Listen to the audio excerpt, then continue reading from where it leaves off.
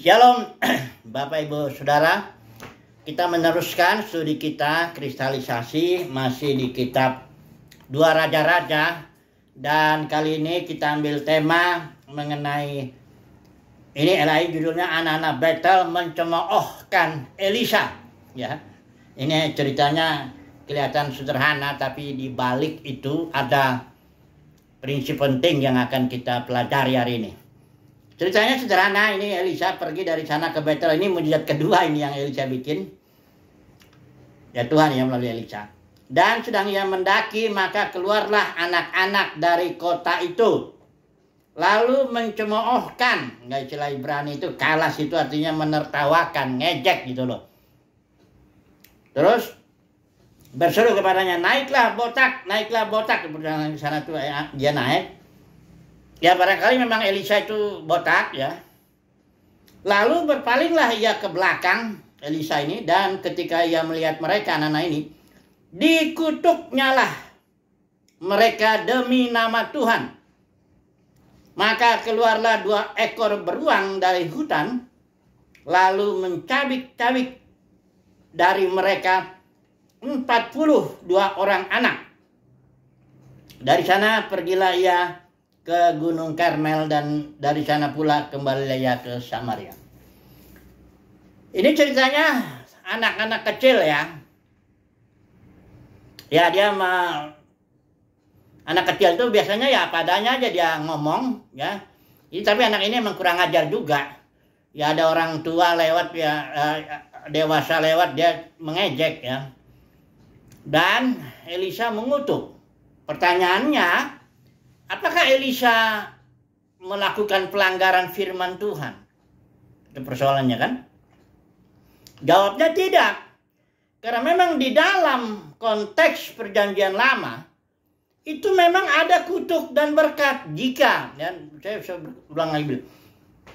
Perjanjian lama itu prinsipnya jika dan maka. Bersyarat ya. Jika engkau begini-gini, maka engkau diberkati. Jika engkau begini-gini, maka engkau kena kutuk. Ya. Nah, Elisa ini di sini kalau kita lihat di Ulangan pasal 27 itu dibeberkan tuh berkat dan kutuk ya.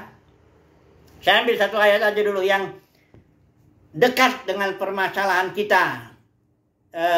Anak-anak yang mencemoohkan Elisa ini ya. Di Ulangan pasal 27 ayat 16 ya. Katakan di sana, terkutuklah orang yang memandang rendah ibu dan bapaknya. Ya, memang Elisa bukanlah bapaknya Nana ini ya.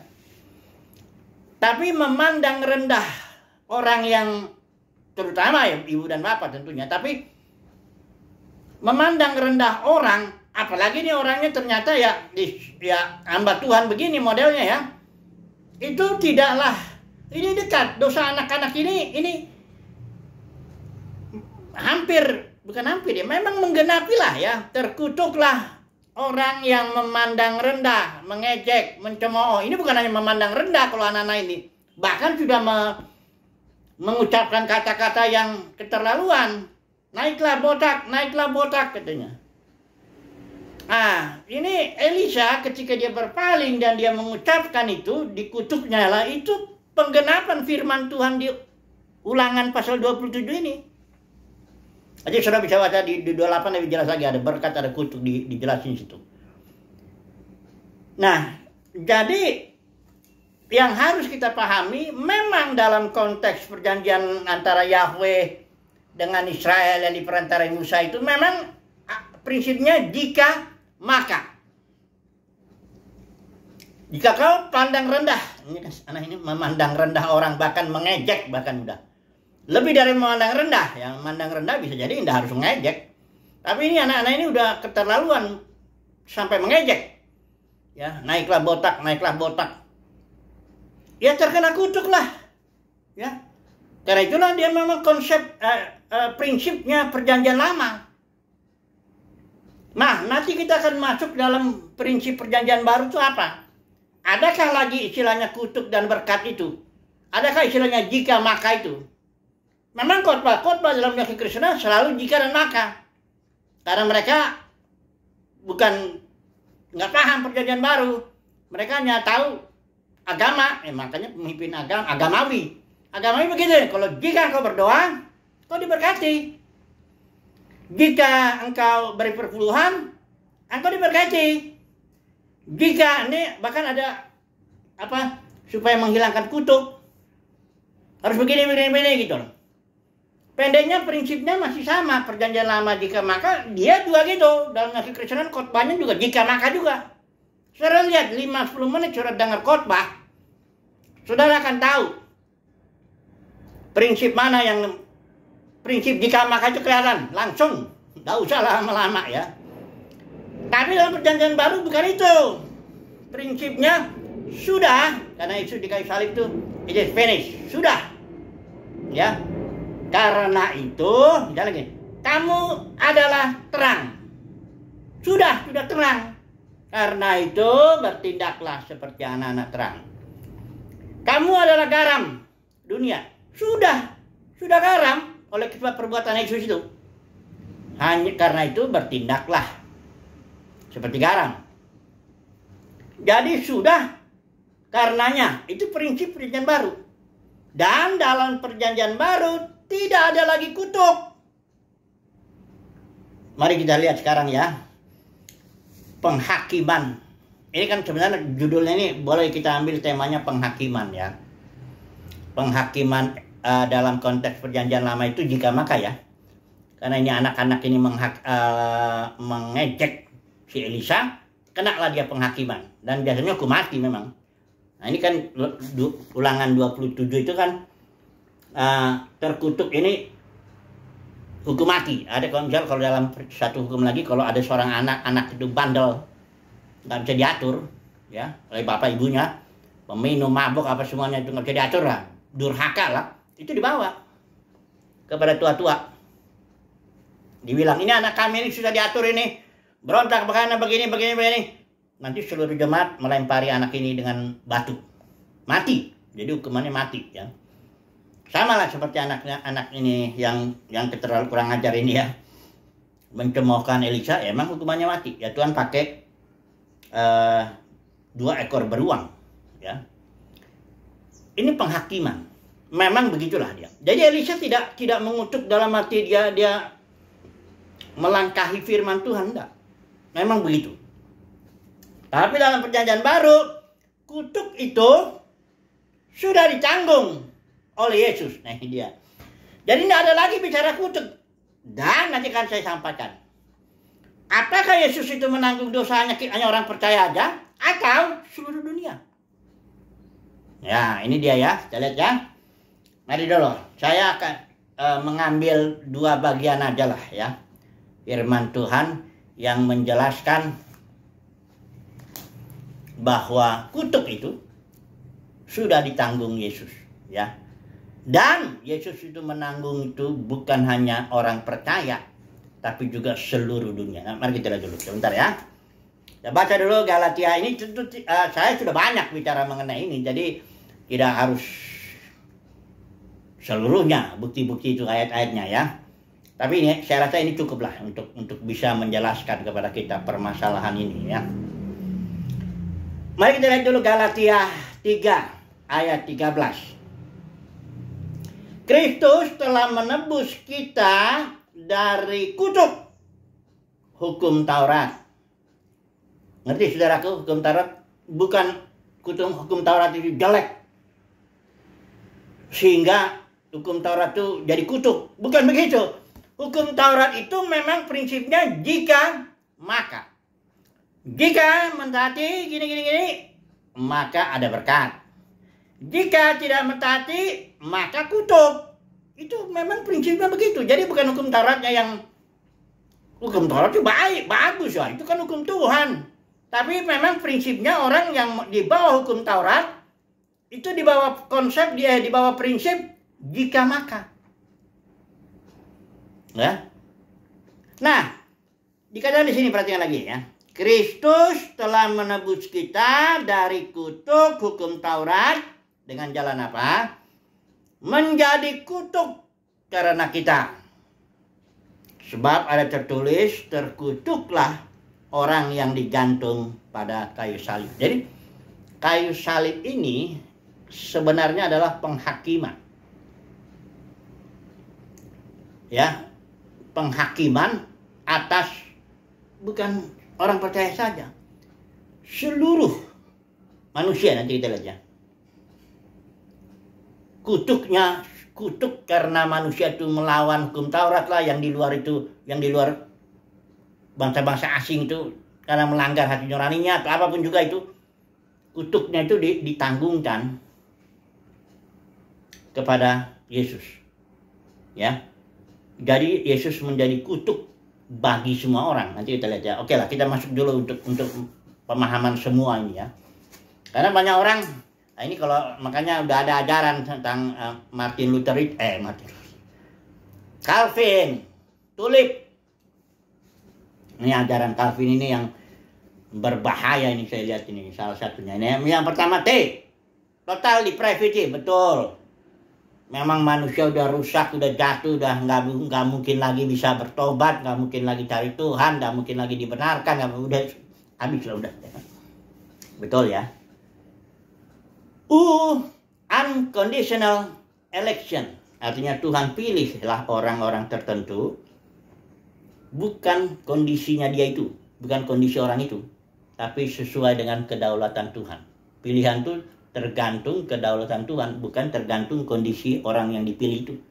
Apakah orang itu baik atau tidak atau apa, terserah. Nggak terkondisi di situ. Unconditional election. Ya. Tuh L. Nah ini dia nih. L itu menurut Calvin limited atonement. Penebusan Yesus di salib itu limited. Terbatas hanya untuk orang-orang pilihan. Menurut Calvin. Nanti kita lihat menurut Alkitab. Ya. Itu unlimited, penebusan Kristus itu untuk semua. Nanti kita lihat ya. Jadi inilah Tulip. Yang ini yang benar ya. Irresistible grace. Kasih karunia itu tidak bisa ditolak. Kalau Tuhan sudah pilih orang itu, berikan kasih karunia kepada dia, pasti dia nyerah. Dan dia pasti terima. Ya. Terima Tuhan. Baru perseverance. Ini P-nya itu ketekunan orang-orang kudus. Kita bicara dulu L ini. Mari kita melihat dulu apa yang Alkitab katakan. Jangan apa yang Calvin ngomong, karena Calvin juga manusia.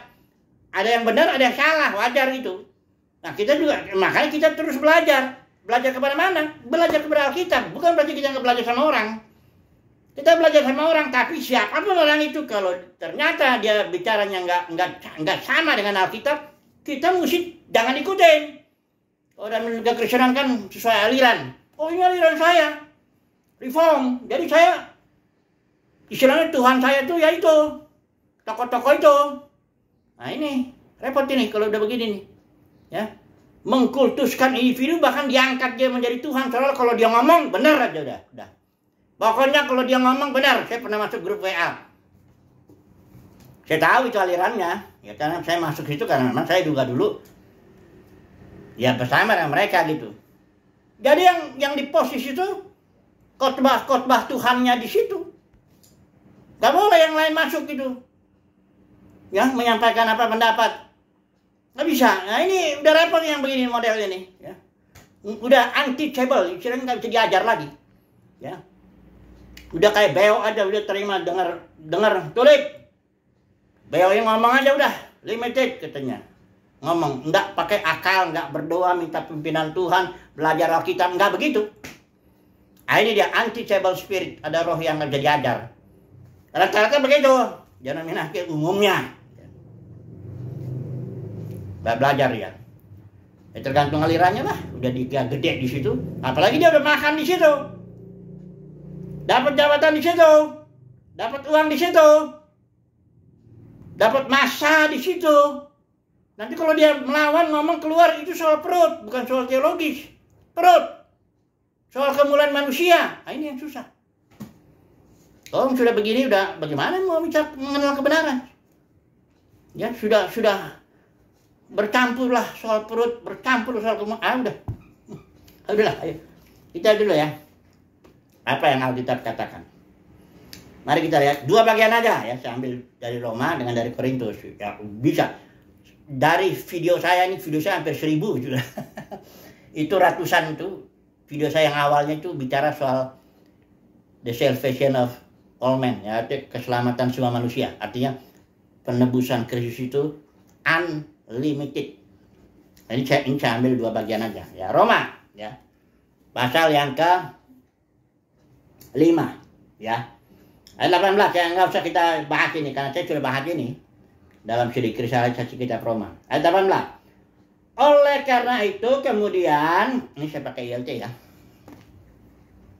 Oleh karena itu kemudian, sebagaimana melalui kesalahan satu orang, ini konteksnya Adam dan Kristus. Ya, Adam berbuat dosa, seluruh keturunannya jatuh ke dalam alam maut karena upah dosa maut. Ya, bukan neraka kekal ya. Jangan ngomong lagi begitu. Itu Agustinus itu yang ngomong gitu, diterima oleh Calvin. Terus sampai sekarang mayoritas orang Kristen upah dosa itu neraka kekal katanya. Nggak ada di Alkitab.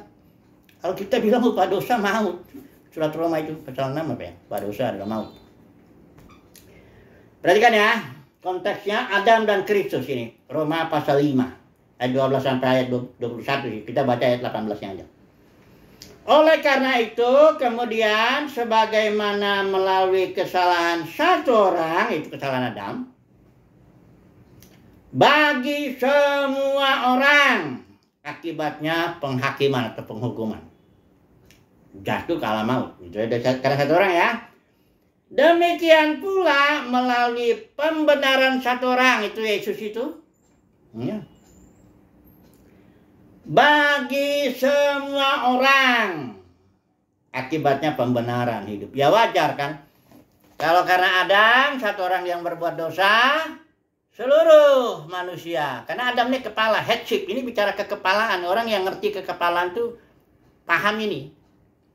Nggak mungkin lah. Karena Adam berbuat dosa, semua manusia jadi orang dosa. Kemudian, karena Kristus sudah tebus di kayu salib, kutuk sudah diambil, maka sebagian yang dipilih. Nah, itu otak kurang apa ya? Kurang apa ya? Sinkron, apa istilahnya? Logika nggak jalan. Logika nggak jalan, mentok itu, unlogical aja, nggak bisa tuh. Karena ini persoalannya headship, kekepalaan. Satu orang berbuat salah, Adam, seluruh manusia kena kan? Nggak ada manusia yang nggak kena. Ya, upah dosa itu maut, alam kesia-siaan. Nah kalau satu orang ini Yesus itu Adam kedua, Adam akhir. Oh bukan Adam, bukan. Adam akhir itu nanti lah kita baca itu bedanya Adam akhir dengan manusia kedua. Yesus manusia kedua, dia memulai sesuatu yang baru. Ini Adam akhir, dia menutup yang Adam yang lama. Adam akhir yang disalib itu bukan manusia kedua yang disalib ya. Itu manusia pertama itu. Adam akhir untuk menutup ini. Salib. Sama seperti Adam yang awal ini kalau berbuat dosa dia seluruh, maka Adam akhir ini yang sudah mati bangkit ini berkenan di hadapan membenarkan dan menanggung kutuk, ya semuanya. Hanya dia bangkit sebagai manusia kedua, kepalaannya sebagai kepala dari manusia yang pertama ini. Manusia pertama soal dari debu, manusia kedua dari sorga. Jadi kalau kita pakai ini dah, ya sedikit lah, pakai akal sehat gitu loh. Ya. Jangan ngotot aliran aja. Aliran saya begini, saya sekolah teologinya begini diajarkan. Ya susah juga sih. Saya bisa ngerti karena di situ kan dapat uang. You kan dapat kemuliaan manusia di situ. You juga barangkali makan ya macam-macam lah, lebih susah lah ya. Tapi kalau kita pakai sedikit akal sehat kita, mengerti kita, karena ini enggak susah juga ngeliat konteksnya sesuai dengan enggak susah. Kemudian, tapi bukan berarti sekaligus semua manusia langsung blok diselamatkan begitu. Makanya kalau istilah universalisme, oh ini satu aliran tertentu ini alergi dia dengarnya. Sesat aja, pokoknya kalau karena udah keturunan gitu, keturunannya udah diomongin. Kalau universalisme sesat, dia langsung ngomong aja, ya kayak Beo. Kalau Beo itu kan selalu ngomong apa yang didengarnya aja. Sayangnya yang didengar hanya alirannya dia doang. Nah itu sebabnya. Jadi yang kedua dulu sekarang ya, masing-masing ada urutannya. Nih, perhatikan di 1 Korintus 15 ya. Nah, ayat yang kita baca sebenarnya ayat yang ke-22 sampai 28, tapi potong-potong lah ya. Saudara bisa baca sendiri. Ayat 22 harus saya baca ya. Sebab bahkan sebagaimana semua orang mati di dalam Adam, itu yang tadi itu, mati di dalam Adam, demikian juga semua orang akan dihidupkan dalam Kristus. Adam lahir tadi kan sudah menanggung kutuk itu, kutuk Adam pertama ini semua manusianya kutuknya diambil, ditanggung di kayu salib. Kemudian ketika Yesus bangkit, nah ada urutannya tuh, kebangkitannya. Urutannya apa? Yang pertama buat sulung tentu Yesus lebih dulu. Karena Yesus mati kalau nggak bangkit nggak ada gunanya. Yesus dulu ya, pertama. Yang kedua, ini ayat ke-24. Bagian 23 yang bagian lain. Kemudian mereka yang adalah milik Kristus pada waktu kedatangannya. Inilah yang saya selalu menyebut putra-putra Elohim. Pada kedatangannya mereka ini dibangkitkan. Dibangkitkan itu mendapat tubuh baru. Roma 8 ayat 19 sampai 21. Dapat tubuh baru, ya. Jadi ketika Yesus datang, banyak orang Kristen bilang kedua kali, walaupun nggak ada istilah itu dalam Alkitab, tapi nggak apa-apa lah, kita pakai aja dulu. Kedatangan Kristus kedua kali, yang dibangkitkan itu hanya putra-putra gereja pemenang lah, bilangnya begitu deh, biar gampangnya. Nggak semua, karena banyak yang dipanggil, sedikit yang dipilih. Tapi kemudian yang namanya buah sulung ini akan ada buah-buah berikutnya. Nah, itu kemudian pada akhirnya, nih ayat 24 ya. Elohim ini musuh terakhir, kematian sebagai musuh yang terakhir dilenyapkan. Lupa maut ini, maut sebenarnya musuh yang terakhir. Kalau dalam LAI itu maut ya. Coba dulu ya, 1 Korintus 15. Kita pakai terjemahan LAI ya. LAI 1 Korintus 15 ya. Dia lebih jelas barangkali ya di sini ya. Coba dulu kita lihat. 1 Korintus 15 ayat yang ke 24. Nah, coba dulu kita lihat. Ayat 24 ayat 23 ya. Ayat 26. Musuh yang terakhir yang dibinasakan ialah maut. Ini dah upah dosa itu maut ya. Itu dibinasakan. Barulah akibatnya Bapa dikatakan di sini menjadi semua di dalam semua, bukan sebagian dalam sebagian. Atau sebagian dalam semua dan semua dalam sebagian, enggak bisa. Artinya Bapa dalam semua menjadi semua dalam semua, semua itu artinya setelah upah dosa maut ini dihancurkan, ini musuh terakhirnya ini, dihancurkan, maka Bapa itu bisa mengekspresikan dirinya di dalam dan melalui ciptaan, di dalam dan melalui semua manusia. Baca deh ya, pelajarin lagi deh. Saya pernah membacain satu buku. Aduh, bukunya apa itu ada? Ada dua di sini bukunya. Seorang yang apa? Teolog reform. Dia ngajar di Kampen itu di Belanda. Bukunya diterjemahkan ke bahasa Indonesia. Ada dua saya punya. Tafsiran Yohanes dan dia judulnya Paulus. Dia membahas soal 1 Korintus 15 ini. Dia bilang kalau dari logikanya, saudaraku ya, yang saya udah baca dua bagian ini dari Roma dan Korintus 15. Dari logikanya sederhana aja, itu bicara semua. Tapi karena dia aliran reform dan penebusan itu adalah limited tulip, dia harus memainkan itu. Saya udah bahas sih, ada satu video yang kayaknya judulnya itu trilogi penghakiman. Ini teolog yang standar, bukunya itu udah dipakai seluruh dunia, itu terjemahkan. Sama seperti Berkhof itu, sistematik teologinya. Ya, tapi secara, maka itu akal sederhananya nggak masuk Alkitab ini. Ya. Jelas itu saudaraku, bahwa Kristus di kayu salib itu sudah menanggung kutuk semua manusia. Ya, semua keturunan Adam itu yang kena kutuk karena jatuh dalam dosa, upah dosa maut ya, itu ditanggung di kayu salib. Yesus bilang itu finish, sudah selesai, sudah ditanggung. Setelah Yesus itu tidak ada lagi bicara kutuk. Hanya efek daripada pekerjaan Kristus yang disalib ini ada urutannya. Di zaman ini umat pilihan dulu. Zaman berikut baru akhirnya Bapa menjadi semua dalam semua. Zaman-zaman berikut masih ada kasih karunia. Kasih karunia itu nggak berhenti. Bahkan di dalam Yerusalem baru itu air masih mengalir. Coba dulu saya baca dulu ya. Banyak orang pikir kasih karunia itu stop setelah zaman ini. Itulah karena nggak baca Alkitab, tapi hanya dengar-dengar aja dari alirannya dia. Jadi dia gitu ngomongnya. Kasih karunia selesai katanya. Habis ini mati, habis. Nggak ada lagi kasih karunia. Gimana sih? Nih, baca dulu nih. Di Wahyu pasal 22. Paling akhir. Kalau saya bicara dispensasi ini harusnya udah ngerti. Paling akhir ya, pasal 17.